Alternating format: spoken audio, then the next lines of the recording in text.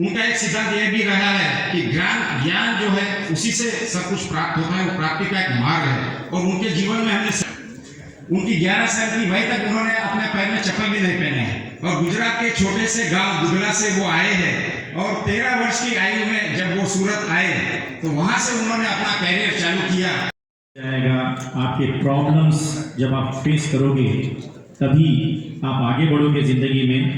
And बहुत अच्छी line है, क्विट द एडिक्शन और क्विट द कंपनी। तो आप अपने जो एडिक्शन से उसको छोड़ें और जीवन में आगे बढ़ें। जोरदार। और ये किताब पढ़ने के बाद में मैं इतना प्रभावित हुआ कि मैंने 30 साल पहले एक किताब जो मेरी प्रिय किताब थी जो छूट गई थी वो किताब आपकी किताब पढ़ने के बाद में मैं इस किताब की ओर चला और ये शब्द थे भारत के हाल के नौका अध्यक्ष, हमारे नौसेना के जो अध्यक्ष है एडमिरल हरि कुमार जी ने गोविंद काका को ये शब्द कहे कि आपकी किताब से मैं इतना प्रभावित हुआ हूँ कि भगवत गीता जिसका अभ्यास करता हूँ मुझसे छूट गई थी। आपकी किताब पढ़ने के बाद में मैं पुनः उस किताब के पास गया। ऐसी किताब जब लिखनी थी तो ऐसा तो देखा जाए, तिवारी जी यहाँ बैठे हैं वो तो किताब के बारे में कहेंगे, लेकिन मुझे ये जो चेक कैसे शुरू हुआ वो मुझे बताना है। काका जी पिछले 40 सालों से अपनी रोजनीसी लिखते हैं तो बड़ा आसान था किसी के लिए भी कि वो रोजनीसी पढ़ लो और किताब तैयार हो, बट ऐसा काका जी नहीं चाहते थे। और काका जी के साथ में अरुण तिवारी जी की इंडियन इंस्टीट्यूट ऑफ मैनेजमेंट में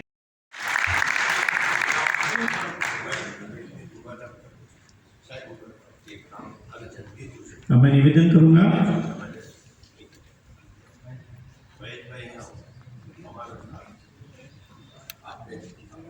हमारे मानव मंत्री minister of fisheries, animal husbandry and dairy, government of India, Shri Purushottam Rupali ji का स्वागत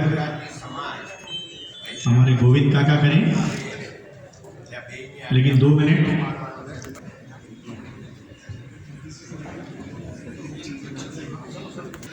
जोरदार तालियां। Ministry of fisheries, animal husbandry and dairy, government of India.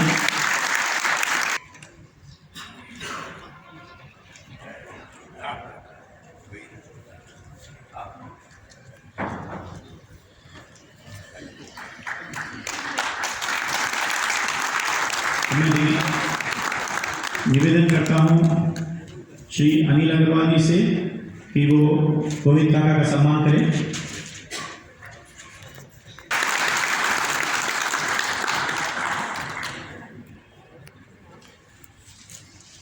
अब मैं राहुल ढोलकिया जी से निवेदन करता हूं कि श्री अरुण तिवारी जी का सम्मान करें।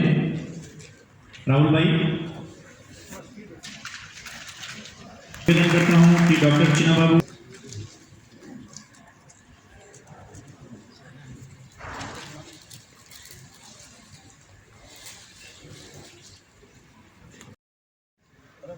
भागवत पढ़ी, पुराण पढ़े, मैंने नहीं पढ़े थे इससे पहले, अध्ययन करा उन सबका। और उसके बाद एक जो बात मुझे पता लगी उसको मैं आपके साथ बताना चाहूँगा। वो मुझे नहीं पता थी। ब्राह्मण का बेटा हूँ, शास्त्र पढ़े हैं, पुराण पढ़े, ये बात मुझे नहीं पता थी। और ये बात है स्कंद पुराण के अवंती खंड के 56वें अध्याय में एक रोचक कथा आती है कि सूर्य भगवान जो थे उनकी वाइफ उन्हें छोड़ के चली गई। आप सोच रहे हो हमारी नहीं गई, उनकी चली गई। अच्छा, क्यों चली गई? क्योंकि उनकी वाइफ का नाम था छाया। तो वो इसलिए चली गई कि सूर्य भगवान का तेज बहुत था, इतना तेज था कि छाया का उसमें कोई जगह ही नहीं है। तो वो चली गई उनसे। और सूर्य भगवान उनको ढूंढते फिरते हैं, मेरी बीवी कहाँ चली गई। तो उनको एक ऋषि मिलते हैं और ऋषि का नाम है तवस्त।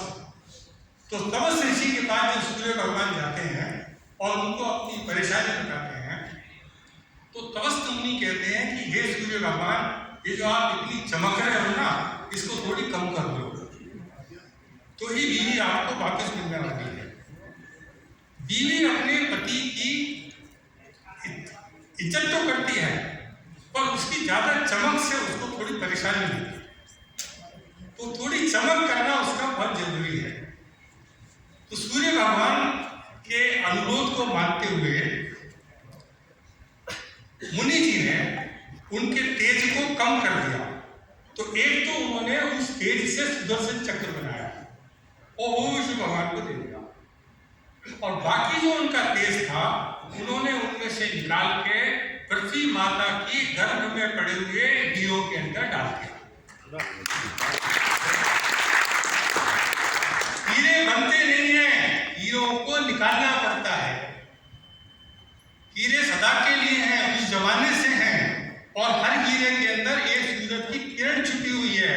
यही हीरे का मूल्य है, हीरे सदा के लिए। तो इसका अंदर पुराण में लिखा हुआ है, तस्य दष्टित मात्रेण तष्टता चक्रे विश्वते शाणम सुदर्शनम चक्रे सैकता मणि जायते। जैसे सूर्य हमेशा के लिए है, ऐसे हीरे भी हमेशा के लिए हैं। हमें चिंता नहीं उनकी, उन्हें चिंता हमारी है। हमारे प्राण के रक्षक सुदर्शन चक्रधारी हैं। और कहानी यही खत्म नहीं होती, क्लाइमैक्स अभी बाकी है। तो जब तवस्त मुनि के तेज कम कराने के बाद जब सूर्य भगवान जाते हैं तो उनकी पत्नी से उनकी मुलाकात हो जाती है, और पत्नी से मुलाकात हो जाती है तो बच्चे होते हैं। यही तो सारा प्रॉब्लम है।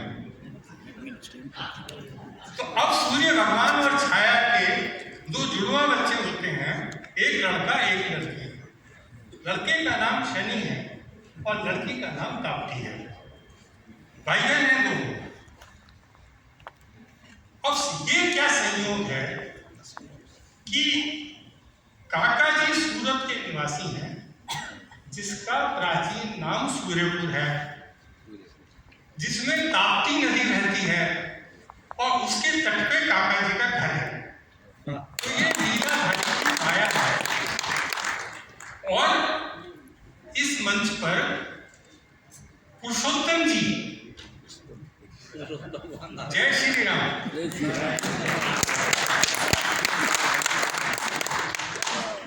अपनी कहानी का पात्र बनाने के लिए आपका हृदय से धन्यवाद।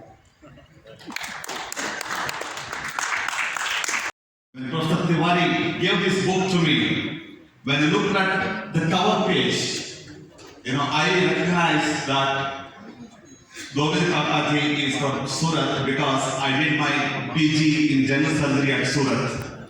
That was the connection with which everybody knows Govind Kakaji in Surat. He is not a unheard name there.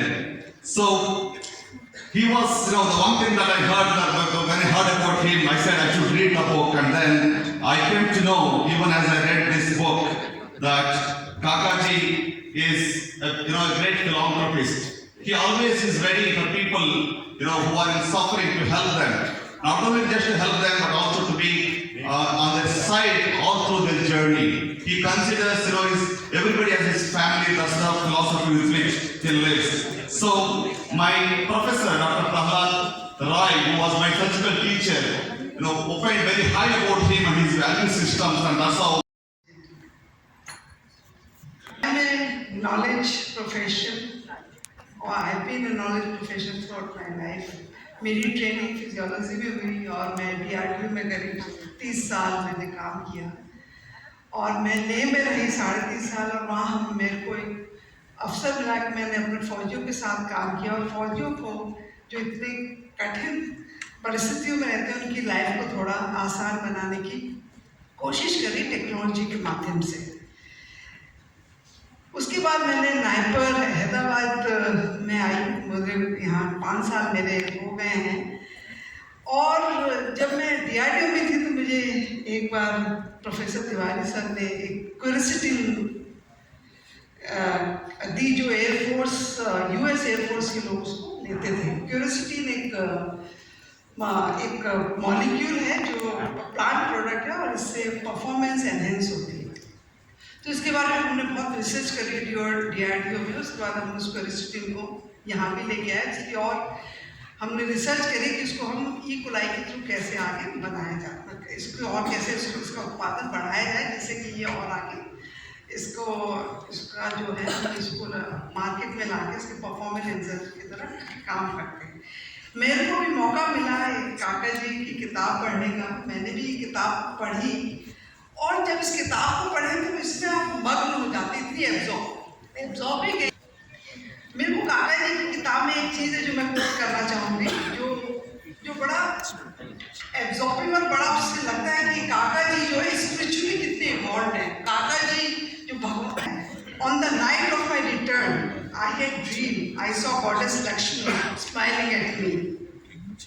When he was in, this is what when he went to Belgium, he had a dream. I had seen painting of Raja Ravi Verma, and she was looking exactly like that, wearing a red sari. She asked me about Lakshya, goal in life. I said, I do not know. Then who will know? The goddess asked. I was speechless. Then she said, my name is Lakshmi, and I look after those who have a Lakshya in their lives. So if you want my blessing, tell me your Lakshya, and you will have it, I promise. Tears welled up in my eyes. I said in choked voice, oh mother, I am so ignorant and idiot. I am running around without knowing my Lakshya. How do I correct myself? I am not intelligent. I am not educated. Goddess Lakshmi said, you are honest and pure, and that is enough for me to be with you. I am not particularly favorable. के साथ 5वां event है और मैं जानती हूँ कि काका समय को लेके बहुत पाबंद है और हम ऑलरेडी ओवरशूट कर चुके हैं time, but it's always a pleasure, क्योंकि जो भी हमारे साथ यहाँ जुड़े होते हैं उन सबके अपने पर्सनल एक्सपीरियंसेस होते हैं काका को लेकर। तो मैं काका से रिक्वेस्ट करूँगी कि वो आप सबको संबोधित करें। मेरे पास बहुत सारे समय, आज काका आपको डायरेक्टली रिक्वेस्ट करूँगी कि यू टेक ओवर, और आप लोगों का बहुत बहुत धन्यवाद। ज्यादा हो गया है और 10 लाख से ज्यादा कारीगर है, तो इतना विशाल जो है, आज सब डायमंड वाले यहाँ बैठे हैं, तो आपको मालूम है डायमंड का बिजनेस कितना फोल्ड होता है। अगर हम एंट्रॉप घूमने जाते हैं तो एंट्रॉप में कहते हैं कि 90% of the diamond in the world comes from Surat. मतलब ये मोस्ट हैपनिंग सिटी कहो या विश्व की सबसे गतिशील सिटी कहो तो वो सूरत है। क्यों? क्योंकि उसके पास हीरा है और ऐसे हीरे जैसे लोग भी हैं, इसलिए ये सिटी बहुत ही आगे बढ़ता है। हमें काका उनके जीवन जो है वो प्रगति का मार्ग है। Knowledge is the way to progress. और उन्होंने बहुत ही अच्छा एक एग्जांपल भी दिया था 2 दिन पहले, मुझे याद है कि सूरत के डायमंड का जो बिजनेस है उसमें केवल 0.25% बैंक के डिफॉल्ट, सोने जैसा बिजनेस है, लेकिन ये उससे भी बढ़ के डायमंड जैसा बिजनेस है। हमारे मित्र अनिल भाई ने हुनर की बात तो कह दी, तो मैं उसको फिर से दोहराना नहीं चाहूंगा, पर काका ने शून्य से जो सर्जन किया है वो एक उनके जीवन से हमें सीखने की बात है। 7वीं क्लास 6th क्लास तक सर्टिफिकेट लेकर 7 धोरण का अभ्यास करके उन्होंने दिखा दिया कि केवल एजुकेशन सब कुछ नहीं है, आपकी अंदर जो एक जिज्ञासा है वो भी कुछ होती है। तिवारी जी हमारा मित्र और गौ भक्त जसवंत भाई, घनश्याम भाई, डॉक्टर रेड्डी, अनिल भाई, जिसका सपोर्ट से जिसने ये आयोजन किया है, धन्यवाद। और मनीष भाई जी और मोहन लाल जी और आप सब लाल लाल लाल।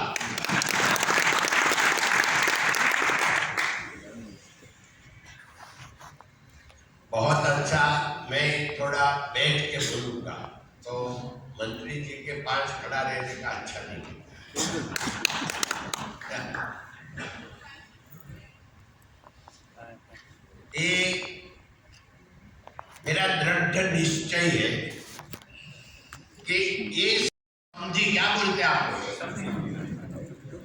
हाँ, तो क्या कि यहाँ उनका बेटा का ससुर है जो यहाँ चंदू भाई बेटा है, और सबसे अच्छा यही है, रूपाला साहब को अच्छा नहीं लगेगा मगर देखो ये चंदू भाई की बेटी मिस रूपाला साहब की पुत्र वधू भी यहाँ है और उनकी 2 ग्रैंड डॉटर भी यहाँ हाजिर है।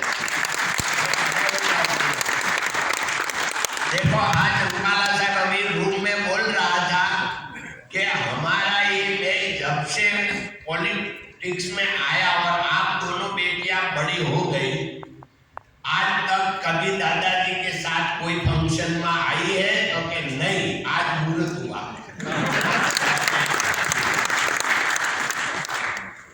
तो आज बहुत महत्व का ऐतिहासिक दिन है। ये रूपाला साहब ने मेरे को इतना ही बोला, भाई हैदराबाद क्यों हम बुक्स का लॉन्चिंग करने को जाते हैं? मैंने बोला साहब वो लिखने वाला हैदराबाद में है और वो यहाँ गुजरात में नहीं आ सकता, इसलिए हमको हैदराबाद जाना पड़ेगा। तो कब जाने का है बोलो? ये मिनिस्टर्स है। तो मैंने बोला कि भाई हम नए महीने में जाएंगे, बस उसने 7 तारीख दे दी। तो इतना सात्विक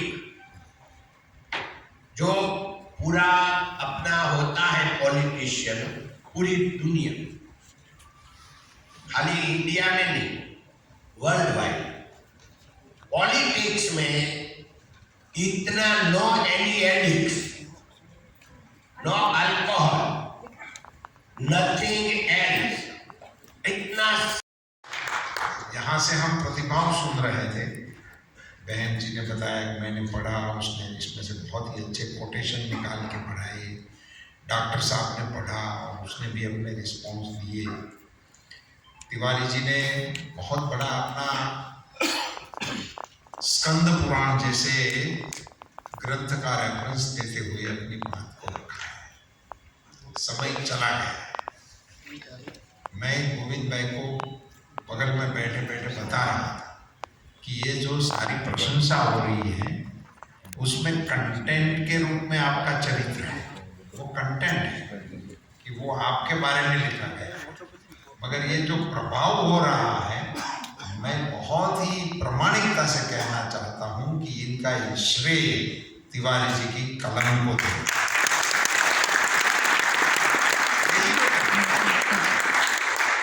किताबें बहुत है, खुद गोविंद भाई ने बताया था कितनी किताबें हैं, क्या पढ़ो क्या नहीं पढ़ो, मगर वो किताबें बिना पढ़े रह नहीं सकती है।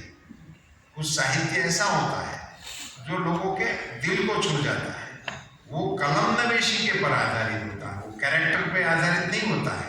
कैरेक्टर तो अपना गोल्ड है ही है, 24 कैरेट है। सो गोविंद भाई के बारे में जो भी जानेंगे वो सीधी सीधी लिपि में, इसमें लिटरेचर का टच नहीं होगा तो भी लोगों को आदर होगा, ऐसे कैसे हो सकते हैं, क्या होता है। मगर इनकी कहानी बनाना और उसको गेयता देना वो कलम नवेश पर आधार होता है, और इसी के कारण इस किताब को और भी ख्याति मिलने की संभावना है। मैं एक छोटा सा उदाहरण देना चाहता हूँ, इस स्कंद पुराण की बात हुई इसलिए मैंने भी रास्ता थोड़ा पलटा दिया। आपने वाल्मीकि रामायण सुनी होगी, देखी होगी, पढ़ी होगी, आप सबको ज्ञान होगा ही, मैं इसका थोड़ा एक इशारा करना चाहता हूँ। वो पूरी वाल्मीकि रामायण में कहीं पे भी भगवान राम ऐसा शब्द नहीं है। पूरी वाल्मीकि रामायण के राम राजा राम है, भगवान राम नहीं है। वो भगवान राम बनाने का श्रेय जाता है श्री तुलसीदास।